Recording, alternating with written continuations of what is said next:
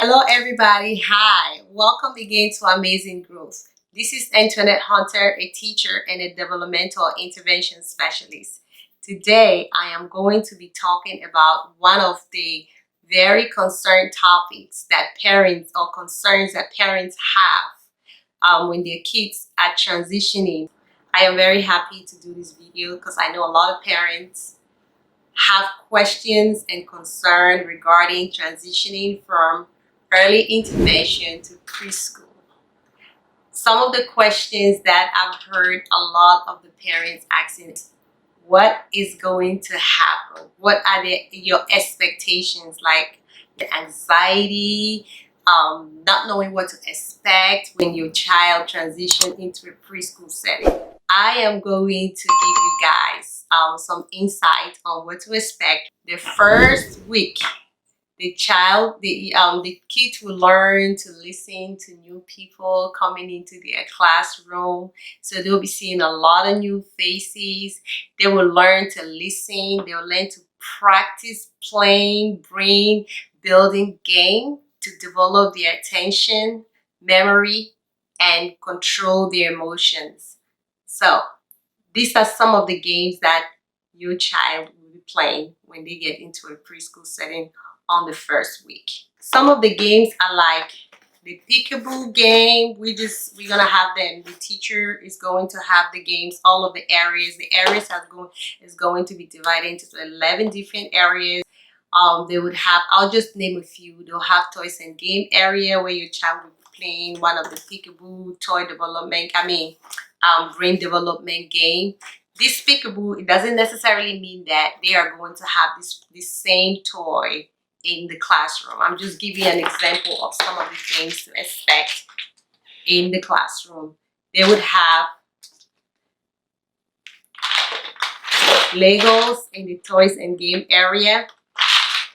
They will have puzzles in the toys and game area. And also they're going to go out for gross motor activity where they'll have some balls to play with.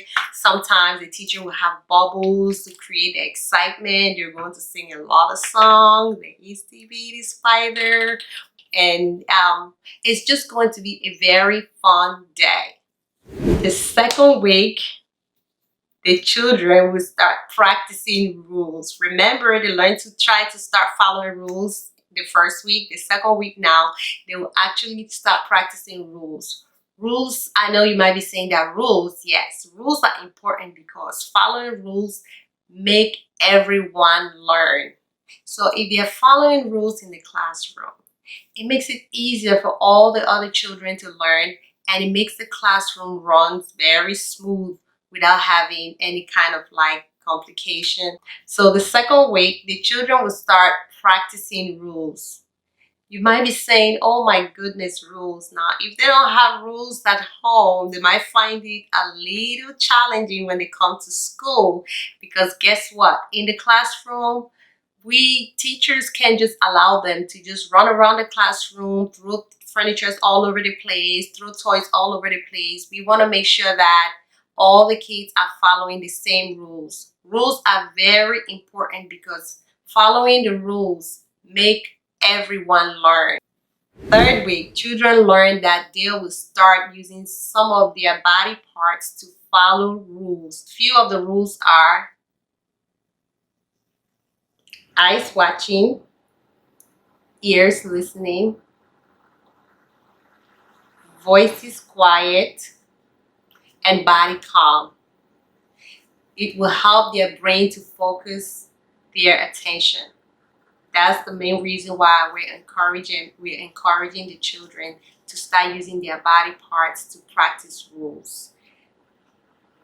And those rules are reinforced every day in our daily routine throughout the day. If they're trying to touch something, remember, when we're learning, your body has to be calm. So in the fourth week, the children will learn to talk, which means they'll help to self-talk, which means talking to themselves in a quiet voice or in their heads. So what usually is that we're trying to do is we're telling the kids to use your indoor voices when you want to talk. Self-talk is important because it helps them to focus on what they need to do.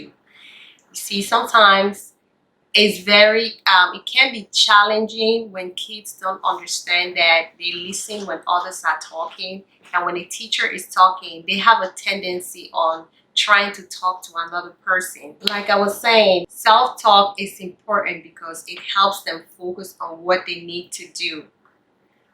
If a teacher is talking, they can talk in their brain, and if they have any question, they can raise their hand. Usually the teacher will tell them, you have to keep your body calm, eyes watching, ears listening, and body calm.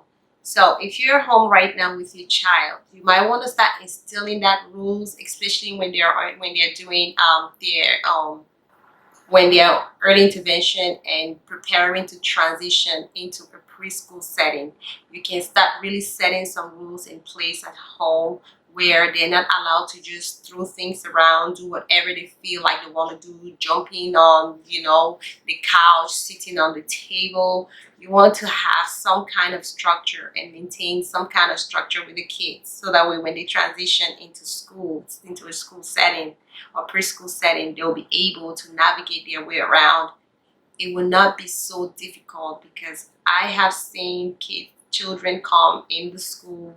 They have never been to school before, and they really don't know what to do, which is fine. It's very normal for that to happen with preschoolers. We're not expecting them to come in knowing everything. But what I'm saying, or what I'm trying to say, is that it would help them if they already have rules set in place at home, where they understand that there is time for everything. When mommy say clean up, it's time to clean up. Or when daddy said clean up, it's time to clean up. When daddy says sit and wait, it's time for us to sit and wait. And then when mommy say touch, that's when we touch. So usually on the 6th week, children learn to ask for their wants and needs by following the person whose help they are seeking for.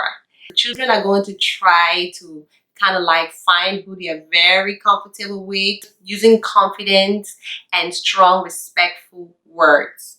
That means when they are, say they're trying to go to the bathroom, or they want something, let's stick to going to the bathroom. They'll be very confident to say, excuse me, or, Miss Matt, I want a pee-pee. Some of them would say, I want a pee-pee. Some of them would say, I want to go party. Some would say, kaki. So we get to, teachers are very familiar that kids come from different backgrounds, and we understand, we try, teachers, they try their best to understand it. As long as they can communicate for us to understand what they're saying, we would try. Even if your child is not talking, don't worry, don't be so concerned to say, oh, what's gonna happen to my child? The child is going to school now. Are they going to be able to communicate? Will they be treated right? Whether they are ready for school or not, our job is to help them, to get them ready. I hope this video helps to answer some of the questions or anxiety or concerns that you have regarding your child transitioning from early intervention into a preschool setting. Thanks a lot for watching this video. Please don't forget to hit the thumbs up button and subscribe. Ding. Goodbye. Love you guys. Bye.